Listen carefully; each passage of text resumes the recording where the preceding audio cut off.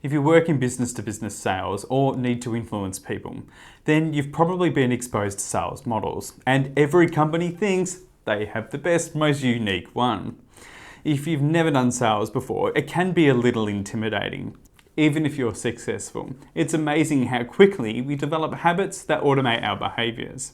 It is always a good idea to reflect on the process. In today's video, we are looking at the traits that are common to most sales models.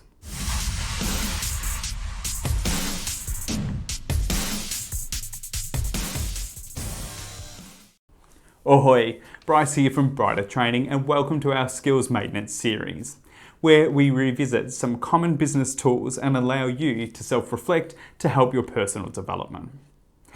You can use the timestamps in the description below if you need to come back and revisit a specific section of the video. And of course, if you find these videos useful, please remember to hit like and subscribe or share your comments with us. So, jumping in. Many moons ago, sales was seen as an innate skill, something that some people were just born being able to do. Over the years, there have been several models, and if you do a search online, you'll find dozens. There's SPIN, AIDA or AIDA, needs focus, problem, benefit, challenger, the list goes on. And there are a heap of training providers out there that will offer you a tailored model for your specific need. The reality is that most models share some common traits. So I'm looking at traits common in the actual sales conversation, so not the prospecting and marketing elements. And you'll find that majority of the models out there will include some variation of an introduction, where you set up what you are there to talk about and the hook, why it's worth listening. Questioning or uncovering, where you identify a series of needs that are important to the customer or problems that they are experiencing.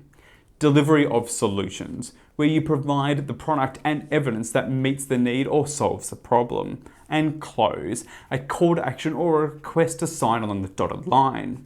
There could be a simple request to review information or a direct request for the customer to purchase. Within each of those stages, there are a heap of micro skills that you can develop to flesh out that framework.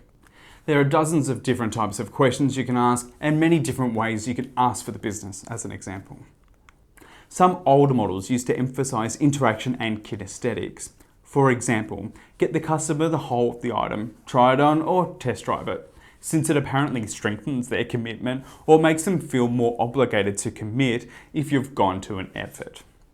However, these also fall under the micro skills category and should be adapted based on your customer's needs and industry.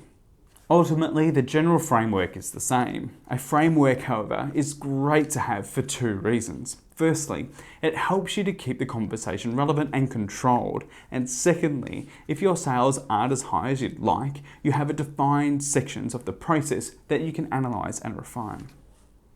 So if most models are essentially the same, then how do you compete or take your results to the next level? Here are a few tips.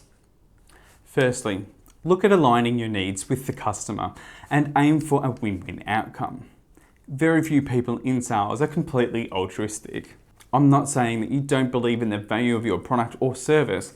I'm saying that you want something out of the process. And that's perfectly fine. So don't avoid that. Be clear on what you want.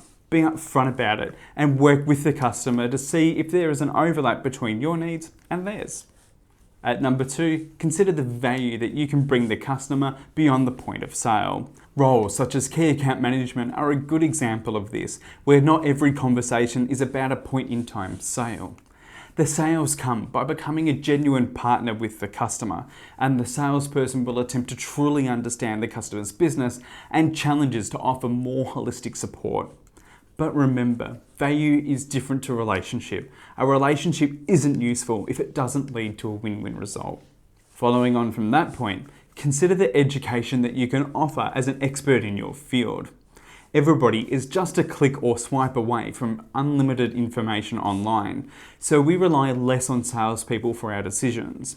Whether it's a washing machine or a restaurant, more people search online first for specs, reviews, and options. So consider what information you can bring to your customers that they can't readily access themselves. Do you know something about the industry that they may not even know? Do you have specialised insights into your product or service? Can you challenge their thinking and help them to see things in a different way?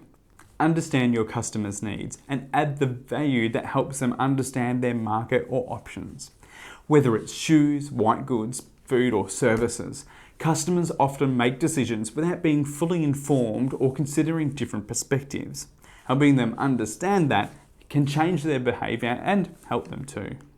Finally, what will keep you ahead of the game is perseverance and flexibility. Sales is a numbers game. That next win might be just around the corner, so you just need to keep going.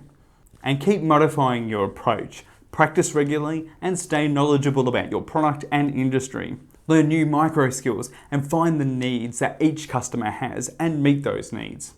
So, in summary, it doesn't matter what model you use. The key to remember is that your sales approach should be structured and relevant to you and your customers. Aim for a win-win outcome and don't sell something to someone who doesn't need it. That leads to short-term success, but long-term failure and can discredit you, your company, and industry. Ultimately, know your product and service. Take the time to reflect on what's important to your customers and practice each element of the process. Once you're happy with the basics, you can then move on to identifying additional skills to develop which will support your results, whether that's communication skills, active listening, questioning, or business analytics. Naturally, you can reach out to us at any time to explore training on these topics for you or your team. Our contact details can be found in the description below. If you have a preferred model or find something particularly challenging with sales, then please let us know in the comments section. And as always, thanks for watching and I hope you have a great day.